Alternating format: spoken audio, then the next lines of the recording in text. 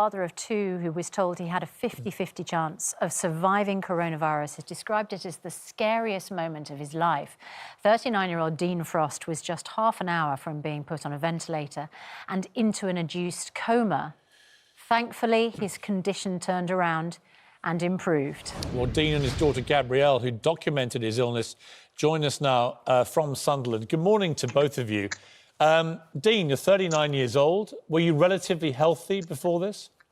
Yeah, I had no underlying health conditions or nothing, Piers. I was healthy. It just come about us, and I don't know where I caught it. It's everybody's nightmare, isn't it, that you get this badly? We know that many people get it and they don't have much problem.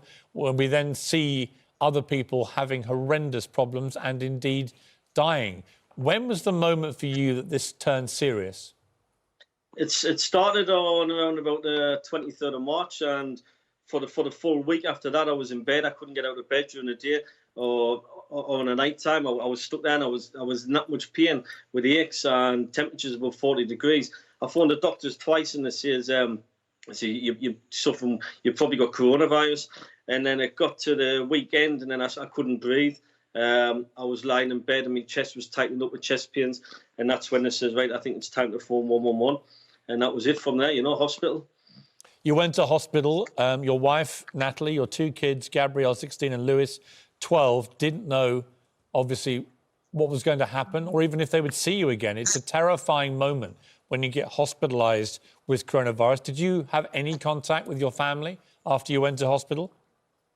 No, I remember when the ambulance pulled up, and you got took in the ambulance, and I could see the two kids looking out the bedroom windows, and it goes through your head, are you going to see them again? Because you just don't know with everything that's on the news, you think the worst. So when I got to hospital, obviously you got all wired up, all the medications, and I had no contact with the family, and that's when they were telling us the bad news, and I had no way of telling the family, because you can't take anybody with you. You were given, Dean, you were told you got a 50-50 chance of surviving this and that you may have to be put in an induced coma on a ventilator. We know the rates of survival when that happens are not great. You got a 50-50 shot at best. What was that moment like for you to hear that? Words can't describe it. It was unbelievable, really. They come back with a scan of my lungs, and the nurse, when it was the doctor, says, do you realise how serious this is? And I says, no. And she said, your lungs are badly scarred, they were like black shadows all over. She says, the chances of pulling through are 50-50. You need to realise that it's very serious. And like I say, at the time, I had no contact with the family. But there was this one nurse come in, and she says, she got hold of my hand, and she said, think of the most important thing in your life, and that's your family, and just focus on that, and you'll get through it. And to this day, I thank that nurse, because I believe that worked for me. And it's down to the nursing staff, isn't it, as well as the doctors, the nursing staff who are able to be there because your family can't sit by your bedside, can't stroke your brow, can't hold your hand, can't say in your ear, you're going to get through this. It's the nursing staff who are able to do that. They are absolutely, they're always vital. But when your family can't be there with you, they perform another function entirely, don't they? It is, Susanna, because of every 2 hours they come in to visit you all the time when you've been admitted in the hospital. But prior to that, in the 8 hours in emergency, they're in and out your room all the time, just comforting you, because they can see how scared you are. And obviously, you know what happens on the news, the death rate, but you don't hear many positives, and that's why I want to do this today. Well, one of the people you thought about was the lady sitting next to you, Gabrielle, your 16-year-old daughter. Gabrielle, what's it been like for you? Obviously, great to have your dad back, but not knowing really what was going on in that hospital, but hearing and reading about all these horror stories, what was the feeling like for you? Well, it was horrible, really, because even when he first went in and I was looking out the window, I just felt like he wasn't going to come home, because you see all this stuff on the telly where everyone's dying and you never see any good stories, so I was really worried. You decided to make a video about this, documenting what your dad was going through. Tell us about that and why you did it. Well, I just thought, I took the photos and I just thought I'd put them together to show people that people can pull through from it, but that it also is really important to stay inside.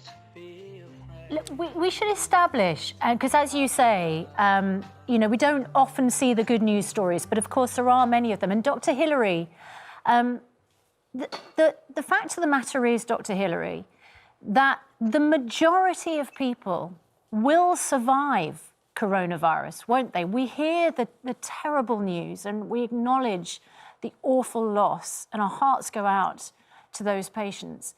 But most people, like Dean, will get through this. Absolutely, absolutely. So only a very small minority are admitted to intensive care. And of course, we see the figures coming out every day and we think, oh my goodness, this is terrible. Look at the number of lives lost. But actually, hundreds of people are made better and recover. Most people only get a very mild disease, if any symptoms at all. Some have moderate symptoms which they can treat at home. Others are admitted to hospital for critical care or intensive care, but most people recover. We have to remember that. But what we're seeing right now is a dreadful toll in care homes and intensive care units. And we're still learning a lot about this virus, but we are learning more every day.